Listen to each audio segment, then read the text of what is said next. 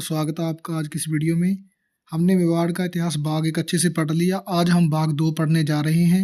तो चलिए शुरू करते हैं। आज हम पढ़ेंगे गुहिल वंश, जिसे गुहिलोत वंश या गहलोत वंश भी कहते हैं।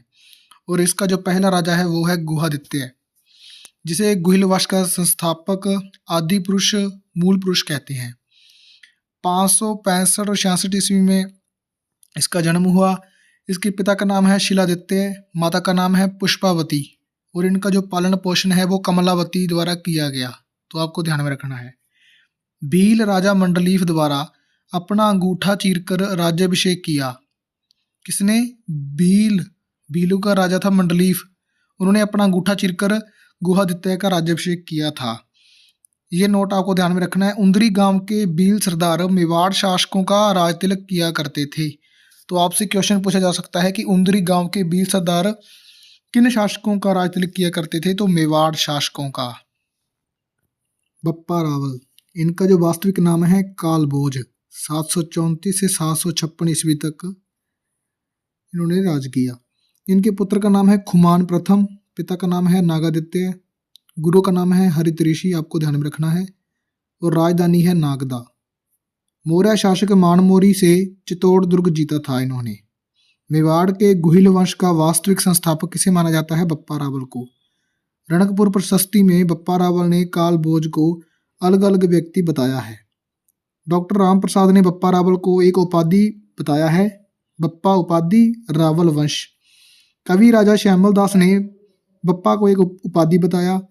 मोहनोत नैन्सी व कर्नल जेम्स टोट ने बप्पा रावल का मूल नाम है वो कालभोज बताया, और हरित ऋषि ने बप्पा रावल की उपाधि प्रदान की। ठीक है, चलिए आगे बढ़ते हैं। बप्पा रावल हरित ऋषि की गाय चराता था। बप्पा रावल की उपाधि हरित ऋषि ने प्रदान की, हमने पढ़ लिया। आपको ये ध्यान में रखना है कि बप्पा रावल की उपाधि किसने प्रदान की? तो उनके गुरु थे हरित ऋषि, वो उनकी गाय चराता था। 734 ईस्वी में बप्पा रावल ने मौर्य शासक मानमोरी को पराजित कर चित्तौड़ का किला जीता। ये बात बहुत इंपॉर्टेंट है, ये क्वेश्चन आ सकता है। और ये जो नोट है ये उससे भी ज़्यादा इंपॉर्टेंट है। ये मेरे ख्याल से राजस्थान पुलिस में अभी जो एग्ज़ाम हुआ था वहाँ पूछा गया था कि इंग्लैंड जाते समय किसने मानमोरी अभिलेख को समुद्र में फेंक दिया था? तो उस नाम याद रखना, कर्नल जेम्स टोड ने। बप्पा रावल ने 734 ईस्वी में कैलाशपुरी उदयपुर में एकलिंगनाथ जी का मंदिर बनवाया। मेवाड़ी शासक स्वयं को एकलिंगनाथ जी का दीवान मानते हैं। एकलिंगनाथ जी इनके कुल देवता हैं। जी, हमने पिछली क्लास में अच्छे से पढ़ा है। तो चलिए आगे देखते हैं। पशुपात संप्रदाय की प्रमुख पीठ स्थित है यहाँ पे, जिसके जो प्रवर्तक हैं दंडधारी लकुलिश मुनि। आशंका लेना, ये शब्द को याद रखना। मेवाड़ी शासक जब रियासत छोड़कर बाहर जाते थे तो एकलिंगनाथ जी थे आशीर्वाद लेते थे, और इसे क्या कहते थे? आशंका लेना। ये तीनों शब्द आपको ध्यान में रखना है, पूछ लिया जाता है कई बार। खारिता किसे कहते हैं? एक राजा द्वारा दूसरे राजा के साथ किया गया पत्र व्यवहार। और आशंका लेना मतलब आशीर्वाद लेना, आज्ञा लेना। मिसल, राज दरबार में पंक्तिबद्ध बैठना। जैसे यहाँ पे राजा बैठेगा, यहाँ पे ऐसे पंक्ति, यहाँ इधर पंक्ति, इसे कहते हैं मिसल। बप्पा रावल ने नागदा को गुहिल वंश की प्रारंभिक राजधानी बनाया। तो ये बात ध्यान में रखना कि प्रारंभिक राजधानी किसे बनाया? नागदा को।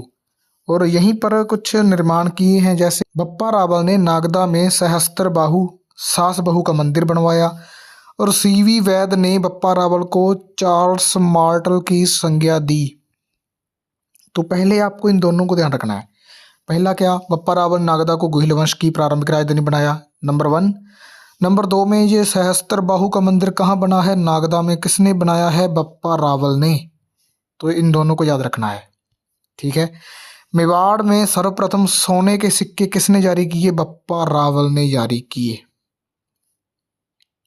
ये तीनों के तीनों पॉइंट बहुत ज़्यादा इंपॉर्टेंट है परीक्षा के पॉइंट ऑफ व्यू से। उसके बाद पढ़ते हैं हम बप्पा रावल के बारे में।